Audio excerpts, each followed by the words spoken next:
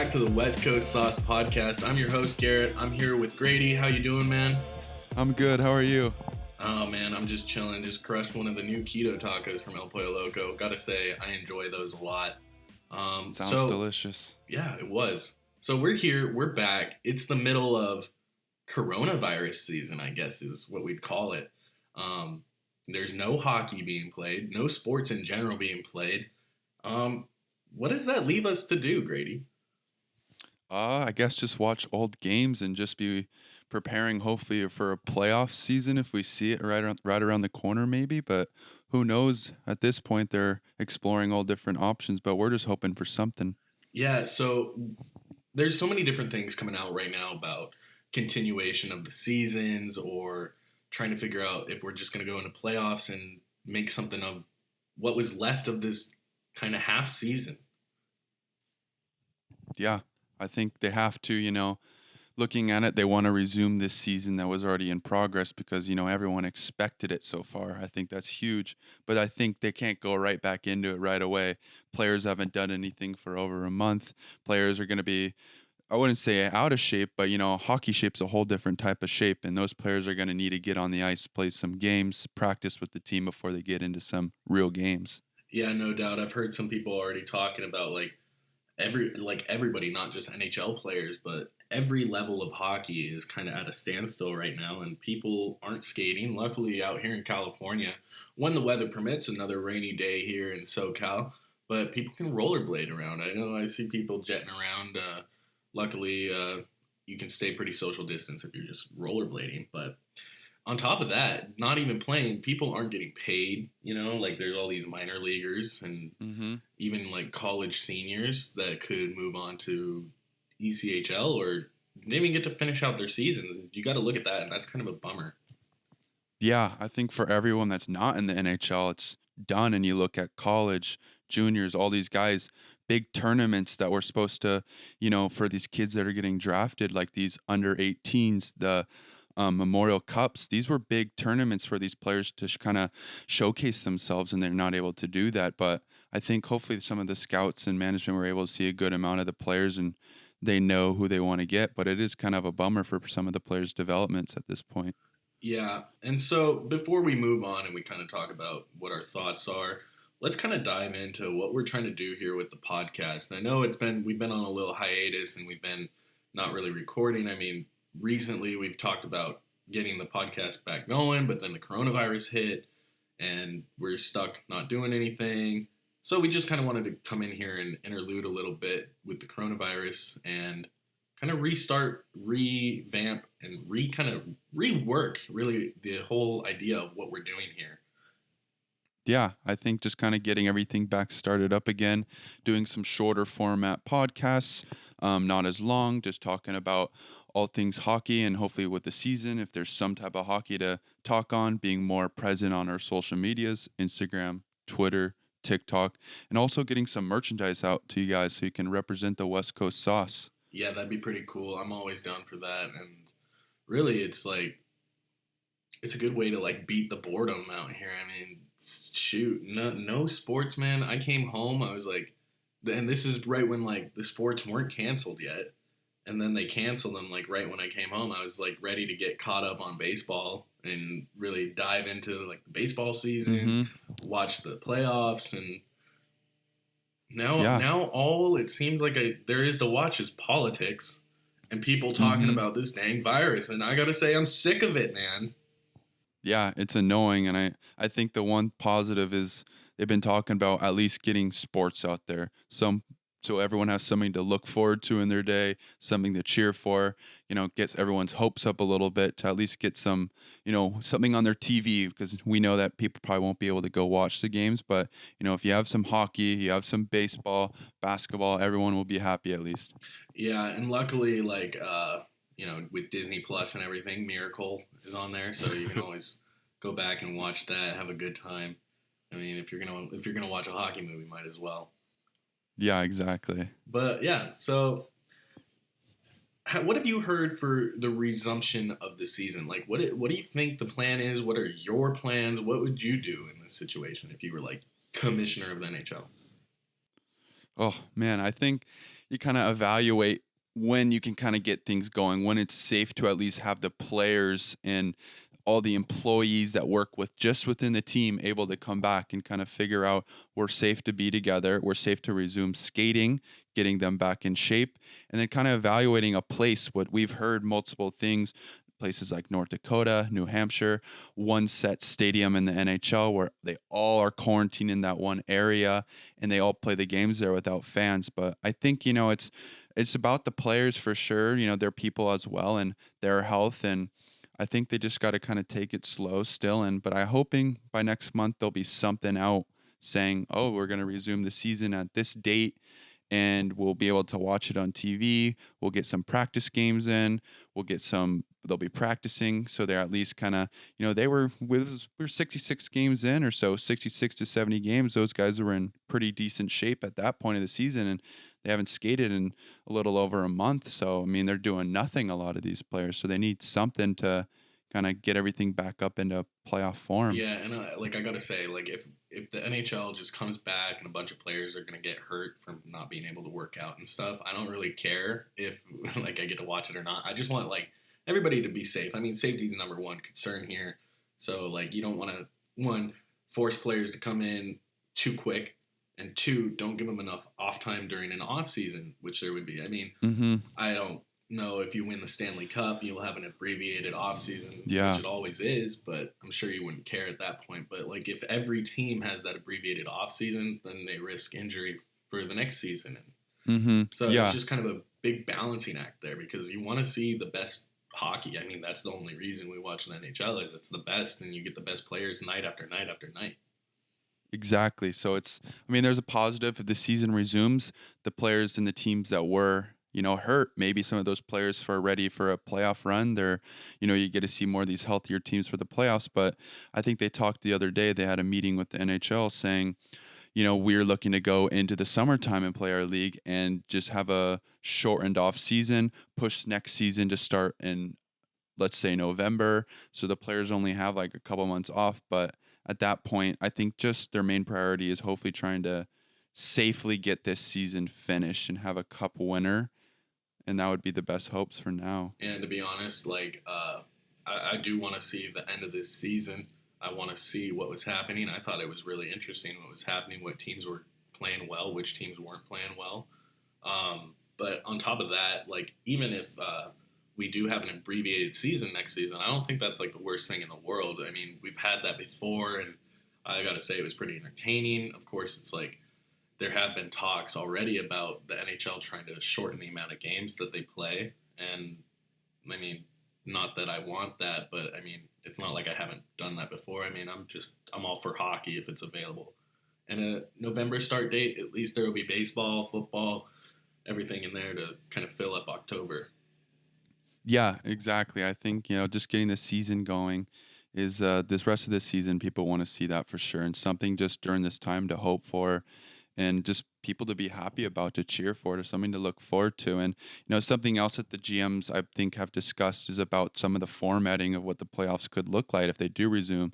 I think some GMs had suggested about playing 5-game playoffs and rather than 7, but then when it gets to the Stanley Cup, then they play the 7 games. But just to kind of take the workload off a little bit, and everyone kind of knows going in that there's going to be 5 games. It's not as tiring for those players to go, for a full 7-game series. And if you're going to Stanley Cup and you're playing 4 rounds, it becomes a lot.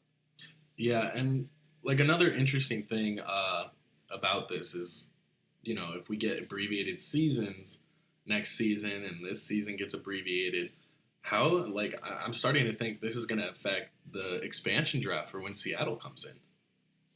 Yeah, that's true. I think, they're trying to, yeah, they're obviously looking at all the situations. And I believe that's next summer, if I'm right, Yes. 2021 summer. So, yeah, I mean, hopefully they're kind of keeping that in mind and just all the players as well, too, with free agency and players' contracts and stuff like that. It's just, they're not trying to mess all that up as well. And, because players are going to have to be available for, if they're protected or not during that draft.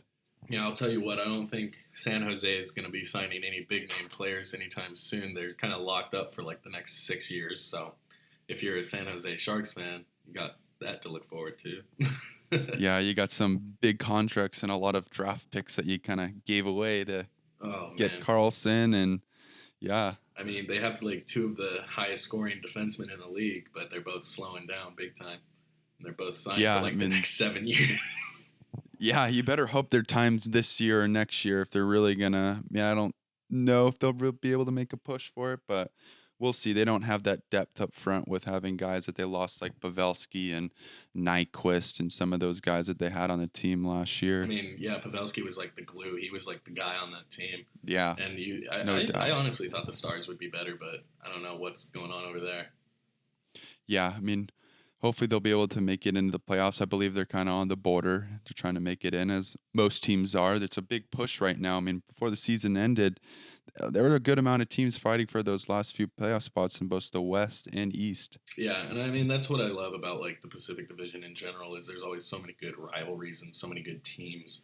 It seems like I mean that you always get like your Coyotes. I mean they were actually a lot better this season. So and I love seeing that the Canucks were better.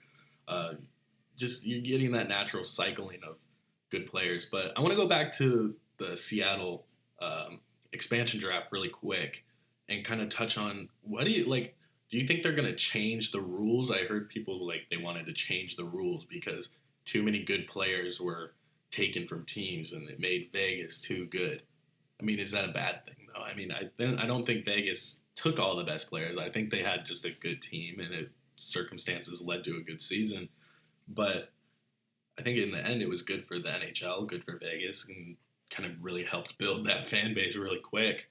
I think, Yeah, if they do decide, like, oh, this whole thing really hurt these teams, we're going to lower it, I think that might hurt Seattle in the long run and hurt just the expansion in general.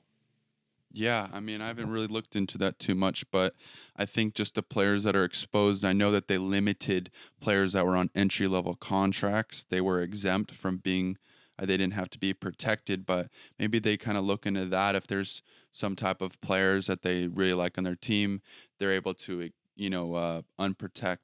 They don't have to protect some of these entry level players, prospects, just to kind of give them some extra players if they like what they have on their rosters. There's a lot of options for them, and I wouldn't mind seeing the same thing. I don't know what it would look like for each team. I don't know what players would go, but it's going to be interesting next summer. I think it would be interesting if, like, not just, giving them open availability for entry level players, but maybe giving them a couple extra late round draft picks, like, that are untradeable. You can't trade these because that would be unfair. But who knows? That whole thing's coming up. But speaking of Seattle, they're building their stadium up there. They're going to get that whole thing looking real good and nice. And kind of what we've heard from this whole COVID thing is when the NHL reopens, they've been now new news has come out where they're kind of looking to reopen the season in a city where the social distancing laws are a little more relaxed and that a city that hasn't been hit as hard. So that could be interesting. And what cities, like I know now Texas is doing a looser kind of regulations on social distancing. They're going to start their economy back up. And Florida, I don't know if that would be as safe because they had like the most cases and they're already opening back up. Yeah. But Yeah, I'm not sure about the Florida, but I guess some of those hotter places, like you said, Texas, Arizona comes to mind as well, where there haven't been as many cases. I guess the virus is it can be fought out there if the weather's hotter. So places like Arizona, because in all honesty, it doesn't really matter because no fans are going to be able to watch for now. So I think they're going to just try to find whatever the safest place is, maybe somewhere in Canada outside some of the major cities. Not talking about, obviously it'd be hard for places like a Vancouver, or Toronto, or Montreal to kind of be in that mix, but some of those other places in Alberta, Winnipeg, you never know. yeah, and I mean, like, it would be a bummer to have your team go all the way and then they have to lift the Stanley Cup Mm-hmm. in like a random stadium. I mean, like I Yeah. feel like even if Vancouver won, there would be riots. But Yeah. I there's think it'd be riots in tough. Vancouver for nothing, man. It's just how it is up there. Yeah. I think for sure if they were lifting a cup without fans, it would just It'd be tough even if you're in your visiting building, like, it's just a part of the atmosphere. It's a game within a game. It provides extra energy. It's gonna be different, but I think they're with what Donald Trump's talked to the commissioners with is that's what their goal is to at least for now step in without fans, and then down the line, there's a gap between seats and just limit who may come in, and then hopefully down the line there'll be fans in the building. But I've also heard that that question's not even going to come into play till about 2021 where they have packed arenas again. And yeah, no doubt, like home ice advantage and having that energy from the fans is like a Mhm. huge advantage. I mean, even the Atlanta Falcons at one point got busted because they were pushing in crowd noise through the speakers. But I feel like hockey being hockey, you played hockey as well as I have, and we even played together. When you're in that rink and you're surrounded by the boards, it's kind of like you're just kind of separated, and you don't always feel that. And I mean, like, there's no replacement for the level of energy that fans bring. But like in a game like basketball, where they're playing music, people are running everywhere, people are shouting, they're right up against the court. I mean, there's definitely going to be a little bit of an easier transition. I mean, I was thinking about like when the NBA was going to start playing games with no fans. I was like, that's going to be the weirdest one. I mean, football would be kind of Uh-huh. weird. Basketball would be weird. Uh, Yeah. but I think, out of all the sports, hockey is one of those because, like, you talk to a lot of hockey players and you're like, when you're in the game, you're in there. And I mean, I can't attest to playing basketball because I'm not Mhm. I'm a short white dude and I can't jump. It's like there's no point for me to play basketball. I shouldn't even be allowed on the courts. But like in basketball, you're right there. The fans are right there. You're falling into fans. People are always jumping around. You got Drake Mhm. like wandering on the center court for some Yeah. reason. It's like, wow, what's going Yeah. on? But like if somebody jumps on to the ice, it's like that's more distracting than anything. Drake does it, Yeah. hype. Random fan in an ice hockey game does it. It's like, what are you doing, bro? Yeah, I think for football, it would be very weird just having all the players on the side. Everyone's able to hear like the throw of the football and it's running and yelling, and there's just no one there. I think football would be really weird. Basketball, just be able to hear the basketball bouncing on the court, no fans or anything. And then for hockey, I think we can kind of talk about that. We've played in a empty Honda Center before, just being able to hear the glass and your coach is yelling at you and you can kind of Yeah. hear it all, and it's just like you're kind of like I'd rather just play in a smaller atmosphere almost. Yeah, dude, it's got me thinking, like, how when they do, like, the mic'd up and they blur out all this stuff, it's like half the time you can't even hear what's going on.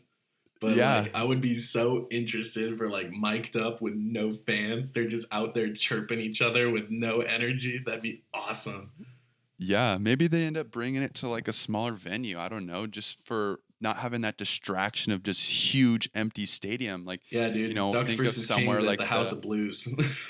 yeah, or Great Park Ice. I don't know. Like you Ooh. don't have as many fans there. You have these smaller practice facilities that could hold teams and be able to play, and it's not as distracting and there's no fans. But I think that could be another option to explore if Yeah. they have good ice conditions, the city's safe, and all that other stuff. Yeah, the 5 Point Arena at Great Park Ice. Dude, watching those rookie games between the Ducks and Kings Ooh. there last summer, those were some top notch games, and it was like Mm-hmm. just a really good experience. It felt like you're right there above them, and like I was behind the glass, like in the box, so it was unreal to see that. Max Jones was like chirping the refs. It was hilarious. It Yeah, was imagine they brought like, it back where, it's like if they were able to somewhat have fans in the arena down the line, it's like I don't see it being able to go on these full arenas like the Honda Center, Staples Center, etc. But these practice facilities that still would be pretty fun to watch a real NHL game and to be honest. yeah, man, I would pay some extra money to like really watch like a big game in like a small arena like that. That'd be really cool. Yeah, exactly. I think we can talk about the 5 Point Arena, like you said, just the atmosphere. There's no bad seat there. You're on top of the ice, and you're able to see everything, and you're able to hear everything, and the speed was just so fast right in front of Oh your yeah. eyes. Oh yeah. That's the best part is how fast it was. Just like Mm-hmm. our new podcast, they're pretty quick. We're about to wrap up here, so like we talked about pretty much everything we needed to talk about concerning Corona. Like, it sucks that there's no hockey. We're trying to keep you updated on when it's coming back, how it's going to come back, what's going to happen. Like, the future is unsure for this season and next season. But with that, we'll leave you. It's been the West Coast Sauce Podcast. Thanks for listening, everybody. I've been Garrett, here with Grady. See ya. Yeah, take it easy, everybody.